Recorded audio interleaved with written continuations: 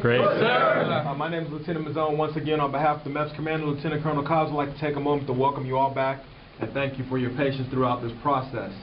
Before we get started, I just want to extend a courtesy to your family members, but also the family members we have here in the military. We truly believe that there is no greater patriot than military family members and the sacrifice and support that you make with us in service of our country, so thank you very much for that.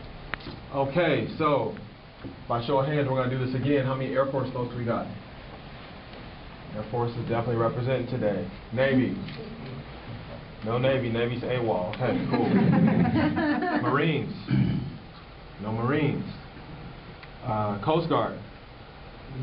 Oh, Coast Guard's in the house. Dynamic duo. Army. Good stuff. I always like to say, I said it over there and I'll say it again, that the Army is the best branch and everybody else today is making a mistake. You know?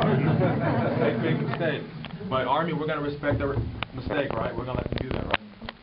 Army's the best kept secret. People just don't know about that.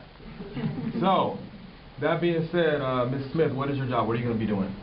Sir, open journal, sir. Good stuff. How about you, Mr. Garcia? I have no idea. That doesn't sound I good. never met Mr. Duggan. Oh. How about you, ma'am? Security forces, sir. So you're going to be the popo. Yes, sir.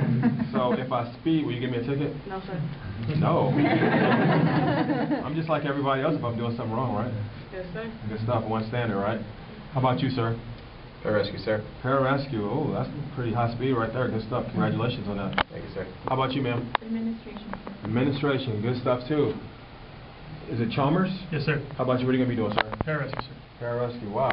Buddies, huh? Yes, sir. Wind up being best friends. That's one good thing about the military. You make a lot of good friends. The young lady back there who's joining the Coast Guard.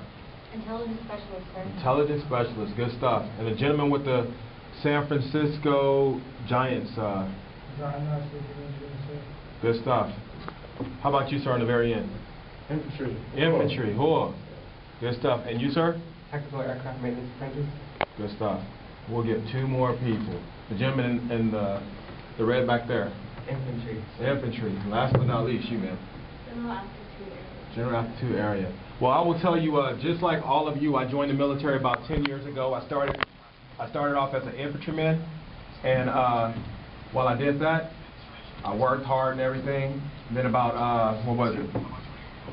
3 or 4 years later, I went ahead and I went to school for to be a combat medic. I changed my job. While doing that, I earned my bachelor's and my graduate degree in public health. And today I serve in the military as a medical service corps officer, but I also get the privilege of being your swearing officer.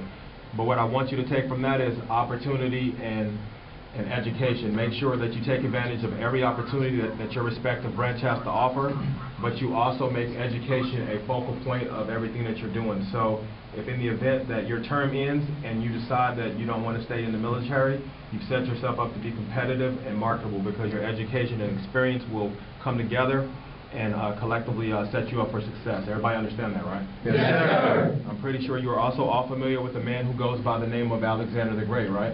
Yes, sir. You know, before the age of 30, he just about conquered a whole hemisphere. Very great military tactician.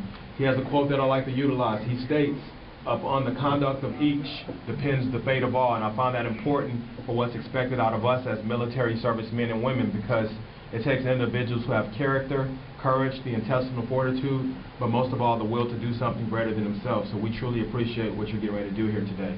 That being stated, I can't overemphasize that every job is significant. When I was a young infantryman, I often thought that infantry was the only job that mattered. But what I learned was, for an infantryman to be successful, he needs those military analysts, those intelligent analysts, and he needs those translators to be able to tell him what hazards he faces, so that way he can prepare for those. He also needs that combat medic or that hospital corpsman to be out there on the battlefield with them, because that instills confidence when you have to go into dangerous areas, when you know you have someone there who can render aid and take care of you. That combat medic, him or her, they need those people who work in automated logistics and who work in motor vehicle transportation, who bring them their supplies, because no matter how great you are with your hands or your skill, you can't do anything unless you have the proper supplies, right? Yes, sir. And so every job is significant. You know, just like that young lady who's going to be a human resource assistant. Some people go, human resource assistant. But when you're supposed to get paid $2,800 and you only get paid $280, then that's a young lady you have to go see. So you're going to be really nice to her because you want your money fixed. So it's going to be very important to you at that time. So keep in mind collectively, whatever somebody's chosen, it serves a purpose. That being stated, does anybody have any questions of me today? No, sir. Everybody. Room, attend, hut! Raise your right hand and repeat after me.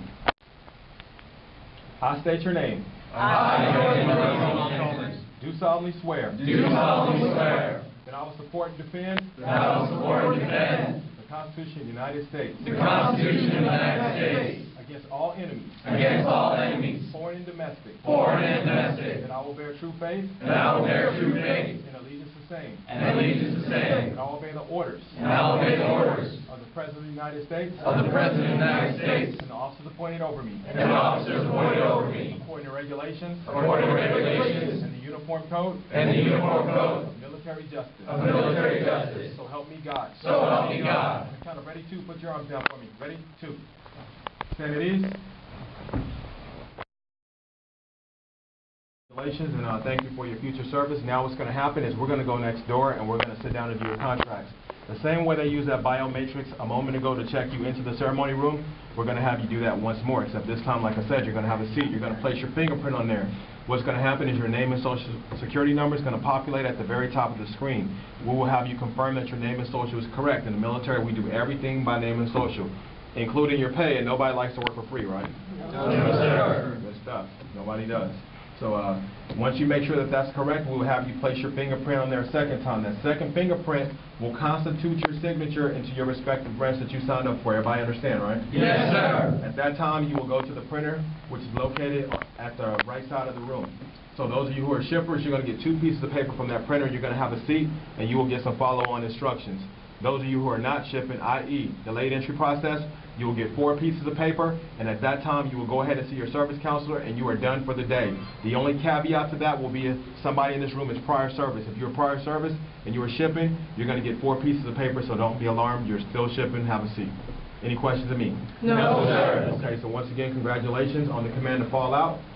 You'll just fall out next door, with the exception of those personnel who have family members and friends here. Go ahead and stand fast, and I'll visit with them in a moment, but just make sure you make your way next door so we can finish your processing. Fall out.